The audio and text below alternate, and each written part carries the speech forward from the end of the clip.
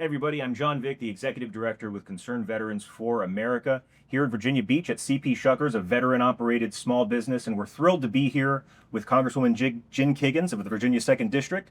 Congresswoman, thank you so much. Thanks for taking time to be with me today, and to all of our veterans who have joined us, just thank you guys. Well, let's dive right in. So one of the biggest pieces of policy affecting Virginia over this year is the One Big Beautiful Bill Act. Before Congress passed the One Big Beautiful Bill Act, Americans were in danger of the largest tax hike in American history since the founding.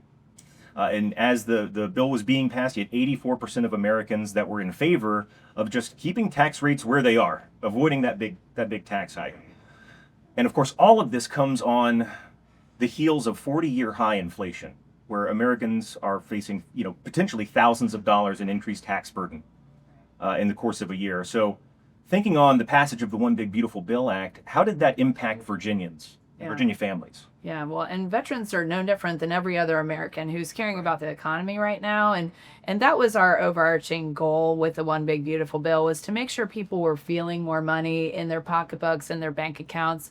We know that prices have risen ever since COVID. We know that inflation has been up there. We wanted to find different ways that hardworking Americans especially could feel like they at least had more money that was at their disposal, that the government wasn't spending. Right. We want people to be able to spend their own money. So we extended those 2017 tax cuts, which was really important. That was several thousands of dollars that we kept in people's bank accounts. What people don't realize is that, unfortunately, there was the other side of the aisle that voted against. Against this tax cuts. They wanted to increase taxes, which we were not going to stand for. So that was important that we did that. We also put in a no tax on overtime provision, no tax on tips. We increased the child tax credit. We increased the standard deduction. We did some things so that people are feeling that they have more money when it comes to federal taxes. So that was by far and away the overarching priority of the One Big Beautiful Bill. There was also some border security pieces in there for supporting manpower, supporting technology for our border patrol. We know that veterans and all Americans care about community safety issues and what that looks like, who's coming into our country, especially illegally. So we wanted to make sure we secured that border. And it's shocking to see how good of a job we've done. And we've had 0 people come into our country, was what they told us last month. Right. And it's amazing, from the millions of people that I saw with my own eyes from visits to our southern border that had poured in. And I think especially important to veterans in our district, here in Virginia's 2nd District, is the amount of money that we spent in defense. There was a $150 billion defense plus up in the One Big Beautiful Bill, Wow. which for a district like this, where so much of our community touches the military, touches the veteran population, so many of our family members, our children are serving now. So we want to make sure that our military men and women and their families have all of the resources they need at their disposal, from ships, submarines, and aircraft to quality of life measures, including housing, childcare, and healthcare. That's been a priority of mine. We put our money where our mouth is in this One Big Beautiful Bill and took care of that. So overarchingly, I think those are the biggest things that we cared about when we crafted the bill, that I thought about when I voted for it. It was a lot of things in one bill, and I got one vote. Yeah. So when I thought about, and it wasn't perfect, it's still a work in progress. There are places that we need to continue to work to tweak. But overarchingly, thinking of my district, thinking of the veterans I represent and the Americans and the Virginians I represent, it was an easy yes vote. Yeah, what strikes me too is we're here in Virginia Beach, right? This is not the Beltway, right? I mean, Virginia borders D.C., but this is not the Beltway. It's a very diverse district. It's a very diverse state. I think the average Virginia family was looking at, it was like $2,641 more tax burden per year. For the majority of families, that is not marginal. Right. That's a big impact. So glad that you were on the right side of that vote. And I've never run across a perfect piece of legislation. Right. It's Every little bit counts. So if we could extend, and people would have felt that on the opposite side if we would not have extended those 2017 tax cuts, if we would not have put the other benefits in there for hardworking people. This is for working Americans. That was really a focus of ours. But I think it's a step in the right direction. There's more work to be done, but this is a good first step. Speaking about small businesses, right? I think you touched on that momentarily. So we're in Virginia Beach. It's a military town, as you pointed out. There's a disproportionate share of veteran-owned small businesses here. And the Census Bureau says that over 9,000 Virginian jobs come from these veteran-owned small businesses. And the One Big Beautiful Bill Act, there were several features geared towards business owners, small business owners, the pass-through deduction and expanding opportunities to write off R&D, to make investments in your business, to make better new things. Yeah.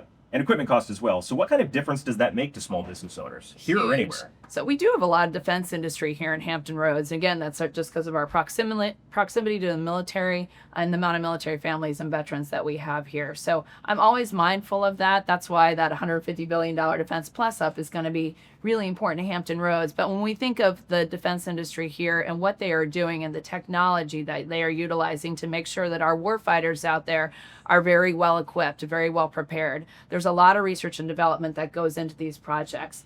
And they asked time and time again with the meetings that we did when we visited one-on-one with different defense industry, local businesses, small businesses. They asked for that research and development tax credit. So to be able to put that in the bill, to know that they will have that tax write-off now, was really an important piece. We want to be able to incentivize them, to motivate them, to continue to look into and develop and just provide the best technology so that I can send that to the warfighters. We've done a lot on the congressional level on Armed Services Committee side as well with procurement and acquisition reform. We know that there's a time delay in what the technology is, so they do this great research and development piece, but getting those actual tools to the warfighters, to the front lines, takes time. There's a lot of red tape. There was a lot of regulatory burden. So we've worked very hard in Congress on the active duty side to make sure that we are expediting that process. We've come a long way. Nothing happens fast in Washington.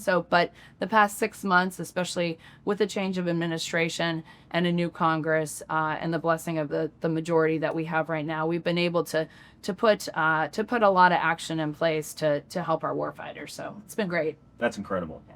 You did mention the border, which is a near and dear issue to my heart personally. So One Big Beautiful Bill Act did prioritize border security, tens of billions in practical solutions, improving technology, roads, barriers, building the wall, all these things that will make our border an actual border, right? And I will say too, in this role, leading Concerned Veterans for America, I've known soldiers that were activated to go to the border.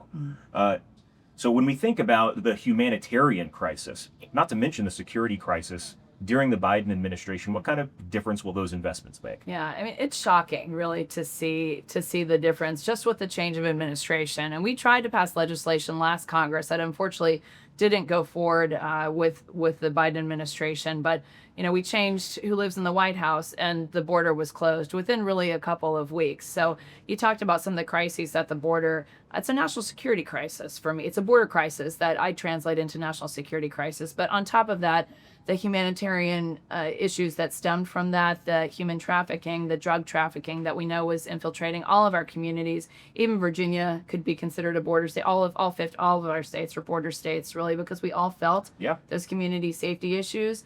I visited Texas and Arizona and was able to see with my own eyes people literally carrying ladders to the wall, putting the ladder on the wall, climbing over the wall in front of a group of members of Congress with Border Patrol, with security that no one could stop. This happened time and time again every single day. To think of that impact, especially on the states that are on that perimeter, but as far away as Virginia and even farther north, I mean, we had to do something. And we know that there are people that want to do our country harm here now. We know that there are terrorist groups and people who have committed violent crimes in the past who are now living in our communities. So we needed to secure that border. We need to be able to control who comes in and out of our country. And so it's been a great effort to see, again, the change of the administration, but then to have Congress, who writes the paychecks, to be able to fund some of the technology needs, the personnel needs, the equipment needs of our Border Patrol, supporting those guys, thanking those guys on a routine basis. It's important to border security, but it's important to national security.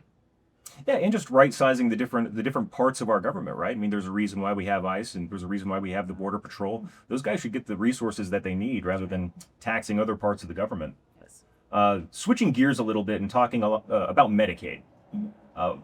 So there's been a lot of discussion around the One Big Beautiful Bill Act focused on Medicaid.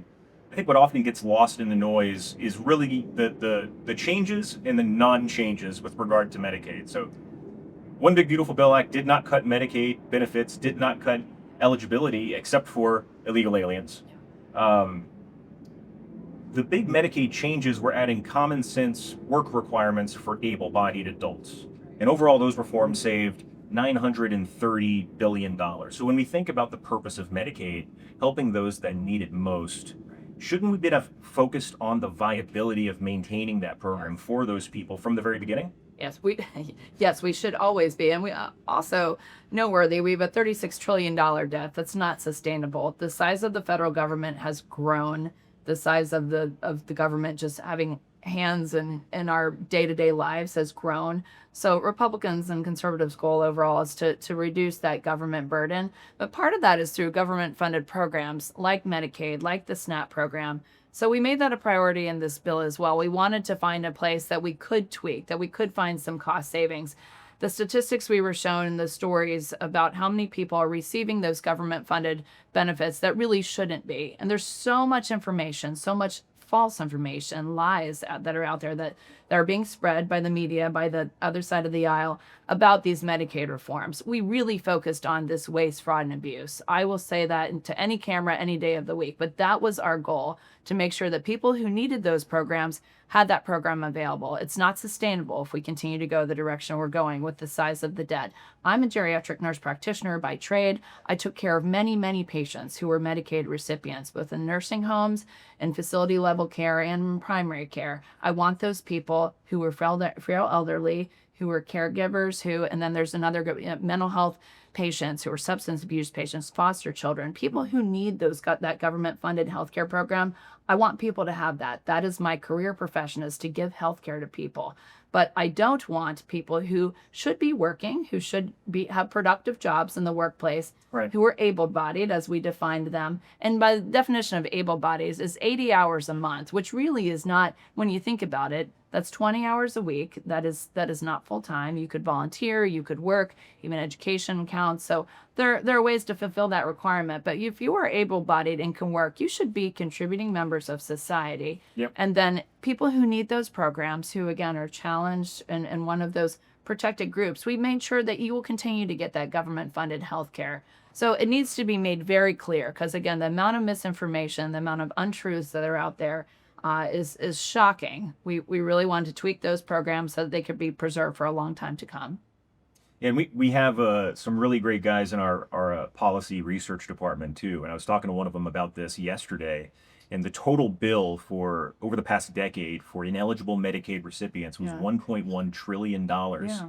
And that's not ethereal. That's not, Right. that impacts the health of the Medicaid program. That impacts Yes. the services that these folks get. And so it's incredibly encouraging that, again, not draconian requirements. Right. These are just the very basics for able-bodied individuals. Right. And I think the misnomer, it's interesting because you'll see even in ads and whatnot about Republicans or Jen Kiggans, taking away your health care. Well, there's a part of the sentence that's left out. We've taken away health care for people who shouldn't have been on it in the first place. And those are the people that we wanted to clean up the program so the people who need it the most will continue to get it. Absolutely, for sure. Well, still on the healthcare track here, probably the nearest and dearest policy priority for me right now is the Veterans Access Act, which you are a co-sponsor of. So in addition to the pro-growth tax policies, empowering veterans, especially in places like Virginia Beach, very often has to do with timely access to healthcare. And we also consider this to be a human dignity issue, right? Being able to choose how you care for your body and for your mind. We were looking at the last week's average wait time for the Virginia Beach VA clinic to receive mental health treatment. It's 110 days. It's too long. It's almost 4 months. Now, all of us, I mean, you're a veteran, I'm a veteran, a lot of people in this room are veterans. We've all known somebody who's dealt with mental health or issues like substance use, often intertwined. And the window of time when somebody is willing to say to themselves, I'm ready to get help, is usually maybe a day or two, or over the weekend at a family intervention or something like that. It is very rarely 110 days. And so, fortunately, the Veterans Access Act directly addresses this by protecting and expanding community care options. It also has 2 pilot programs for mental health and substance use, all focused on decreasing the distance between mental health crisis and treatment. Can you walk us through what community care is and the difference it's going to make for veterans in Virginia and around the country? Yeah, so the VA can't do it alone, VA healthcare, and so we've expanded into community care, where we're working with community care partners who are civilian healthcare providers so that veterans have that option. We are very excited about the $80 million new health clinic that's going in. That's going to be a VA health clinic. But I'm still worried that we're not going to have enough resources, enough just accessibility for our veterans. We have such a large veteran population here. San Diego and I are always fighting about who has more veterans, but I think we do. You know, we have so many, and so having those community care partners where veterans will have a choice, because 110 days is too long, no matter if it's mental health or if it's even you don't feel good and you need to make an appointment. So we hear that complaint time and time again. So the Access Act will allow for us to reduce that wait time so that veterans will have the ability to choose to receive care out in town, so that they will make sure that that care is covered and they don't have to worry about that benefit. And then we need to make sure on the back side, on the VA side, that we are taking care of our providers, that we're providing timely compensation and the right compensation for our community care partners. I want them to be there, not just on the VA side. I fight for this on the TRICARE side for our active duty military as well, but we can't do it alone in our military healthcare system, not on TRICARE or VA. So I really work hard as a legislator to make sure that community care partners are there for us, that they are taking care of our veterans and military families, and that our providers are taken care of. That's the world I come from as a nurse practitioner, as a provider. I want to make sure that we're looking out for all people who are partners in this type of care. I think you hit the nail on the head too. I think that there's an important role for VA to play in making sure that management of those community care relationships, that everybody, payments go out on time, but also that they're providing good quality care. So often when we talk about VA accountability, we think of it in terms of like holding the VA accountable. I think when I look into the future on how I would like veterans to receive health care, how I'd like me and my family to receive health care, I would love for VA accountability to mean that like we're holding hands on this journey together and in making sure that veterans are taken care of. Yeah, and that transition is seamless too. We're hearing from a lot of families, including my own and so many who are here who transitioned from active duty into VA healthcare.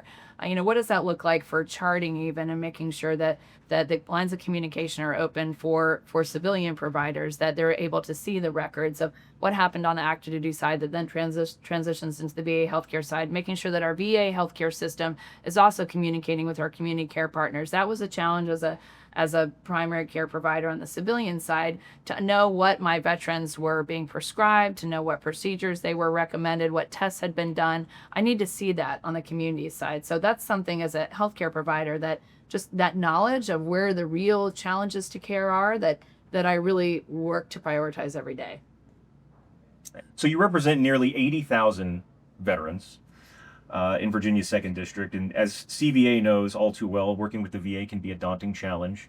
So if there are veterans that are your constituents and they're running into obstacles with accessing VA care or VA benefits or anything like that, how can your office help? Yeah, we do that for a living at my in my official office in Virginia Beach. We have an office on the Eastern Shore. We have an office in Suffolk as well. But we're here for veterans that live in the 2nd District. Probably the easiest thing is to Google Jen Kiggans in Congress or Congresswoman Jen Kiggans, and our official website will pop up, and all of our contact information, our office addresses, our phone numbers are down there. But kiggans.house.gov is the website.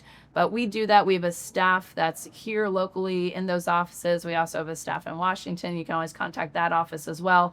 But they are here to help. And that's one of the biggest things we do, is helping veterans to navigate not only VA healthcare, but some of the disability benefits, some of the other benefits, the education benefits, that if you're going to buy a house and you need help with that benefit. So anything that we can help with that has to do with the VA, please reach out to our office, or really any other government agency as well. We are a great just liaison and go-between if you're having trouble navigating that system. So please reach out for us. My staff is awesome, and they're happy to help. I can vouch for that. I mean, we've known each other since 2022. I think there's probably no better district for a veteran to live in than Virginia 2. Congresswoman, thank you so much. You're to my heart.